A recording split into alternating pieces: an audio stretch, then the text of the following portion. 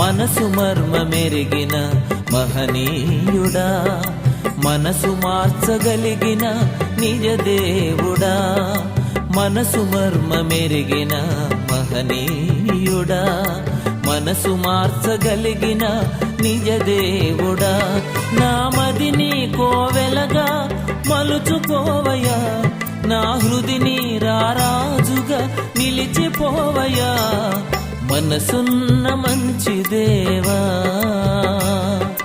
నీ మనసును నాకిచ్చావా.